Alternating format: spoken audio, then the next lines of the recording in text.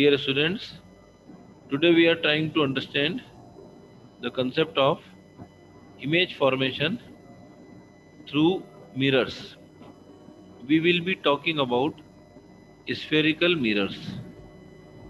Spherical mirrors, as you know, are part of a sphere, hollow sphere we should say, from which we have cut a small portion according to our requirement. We will be talking about concave mirror and convex mirror. As you all are aware about different definitions here, whenever we talk about a concave mirror or a convex mirror, we have a point named as pole. It is this point here, center of the mirror, whether concave or convex, whatever we take. This here. Then we have a point named as focus, through which all the rays which are parallel to principal axis either pass after reflection or appear to pass through that point.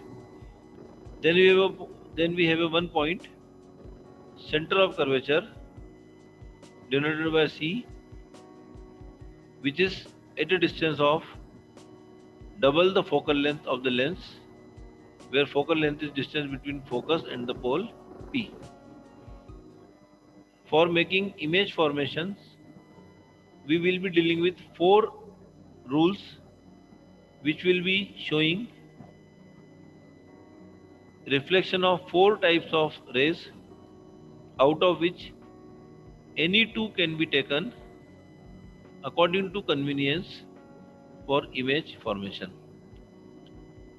For both the mirrors, we will see the rules one by one. Let us go for the first one. A ray parallel to principal axis. Principal axis is that line which is obtained by joining center of curvature, focus, pole and extending it on either side. So a ray parallel to principal axis after reflection will pass through the principal focus in case of a concave mirror, or appear to diverge from the principal focus in case of a convex mirror. We can see it in diagram A and diagram B. In diagram A, we can observe that this is the ray parallel to principal axis. When it strikes the mirror at some point, will pass through the focus after reflection according to this rule. In this case, if we join the center of curvature C with the point where line is striking, light ray is striking, this will be normal at this point. If we draw a tangent plane here at this point, at the tangent this will be normal, because tangent is always perpendicular to the radius, and C to joining this point will be acting as radius.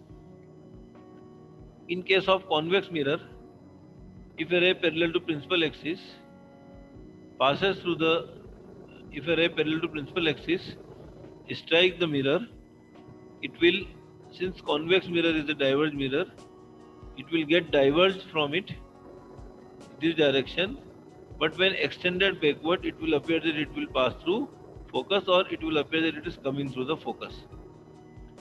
Again here, if you make a tangent plane at this point as the previous case, the line joining this point at the center will act as radius, and the reflection is taking place according to the rules of reflection, that is angle of incidence I is equal to angle of reflection R, and same is here also, I and R are equal. So this is first rule. In second rule, what we observe here is a ray passing through the principal focus. Now the ray is passing through the focus itself of a concave mirror, or a ray which is directed towards the principal focus of a convex mirror, because in case of convex mirror, focus is on the other side from where the light is coming, so it will be directed towards it. After reflection, will emerge parallel to the principal axis as shown in the 2 figures here. Here again, if you see the line from the object, the light ray is coming, passing through the focus, strikes over here. Joining this point with C again will act as radius, so this will be acting as normal here, and the light ray becomes parallel to principal axis after reflection. In the second case, the light ray is coming over here. It is directed towards the focus. Means if mirror would not come in between, it would have passed through focus. But since mirror is here, it will get reflected and become parallel to principal axis. Again, if we join this point with C, it will act as a normal. So extending here, it will act as a normal. In both the cases, here also what we observe is angle of incidence I is equal to angle of reflection R, as here also angle of incidence I equal to angle of reflection R. These are the two rules. Let us go for the next one here. According to this third rule, a ray passing through the center of curvature of a concave mirror or directed in the direction of the center of curvature of a convex mirror, because in convex mirror again focus is on the other side, so it will be directed towards it. After reflection is reflected back along the same path, because center of curvature when joined with any point of the mirror will act as radius, and drawing tangent to that plane at that point, suppose here we draw the tangent is always perpendicular to normal, so when the ray is coming along the center of curvature, it is coming along the normal, so it will get reflected back following the laws of reflection. Similarly here also this is the tangent plane, and if a ray is coming here perpendicular to it, because it has to pass through C, but since mirror is here, it will be reflected back along the same path but in opposite direction. So third rule says any ray which is coming parallel to the principal, any ray which is coming perpendicular to the tangent at that point or passing through the center, in both way we can say it will be reflected back on the same path, concave mirror or convex mirror, both cases. Now fourth rule, a ray incident obliquely to the principal axis towards the point P, that is pole of the mirror, on the concave mirror or a convex mirror. In both the case it can approach to pole, so in fourth case it is not the case as in the first three cases, it is directed towards that, it will directly strike at the pole, is reflected obliquely, means at the same angle following the laws of reflection. Here also if we suppose draw tangent plane here, we observe that this ray is now acting as normal here, this is normal, so any ray which is coming at a particular angle I will get reflected at the angle R only. Again here the laws of reflection are followed, that angle of incidence is equal to angle of reflection. Similarly is the case for convex also. If you draw a tangent plane here at this point, this line which is supposed to pass through C will act as normal, though it is mirror here, so it will not go that side, but we can draw imaginary line because focus and center of curvature lie on that side. So any ray which is striking at some angle I will get reflected at angle R following the laws of reflection. So these are the four rules. Out of these four, any two we can draw according to our convenience, and after reflection wherever the rays will meet, there we will have the image formed of that particular point from where the rays are coming. Out of the four selected rays, selected rules we have seen, in the actual case any two ray we can take according to our convenience, and after reflection where they will meet, the image will be formed at that particular point. The rays are coming from a particular point of the object, so that point will get its image according to the rule, and from any point if we take, we will get the image. Let us see one working example of this type of case for a concave mirror. Suppose this is the principal axis we have taken, this is a mirror here. So the point where mirror meets the principal axis, that is considered to be center of the mirror and defined as pole. It is painted on this side so that reflection can be from the other side. Concave mirror has a property, bulging outside it is painted and inside it is available for reflection. Suppose this is focus F. So distance between focus to pole will be focal length, and double to focal length we have a point center of curvature which is equal to R also. PC is equal to R, which will be taken as negative, that will be covered in sign convention. PF also will be focal length small f, that will again be taken as negative. And here we have a rule R is equals to twice the focal length f. Now let us assume we take the object behind C. Depending on the position of object, we have different cases here that will be covered in the coming video, but let us apply the rules we have seen in the previous video, in the previous slide. Let us see over here. We'll take one ray passing parallel to principal axis, striking the mirror at some point. As our first rule says, it will be passing through focus after reflection. So let us join it through focus. It will pass after reflection like this. So this is our first ray according to the rule we have seen earlier. Now second, we can take it through focus also here. We can take it at pole also here, and we can take it through C also, but in that case we may require to extend the mirror. Let us take it through focus. These two rules are more common. Let us take this ray passes through focus. So according to rule, when it strikes the mirror, it has to become parallel to principal axis, let us say like this.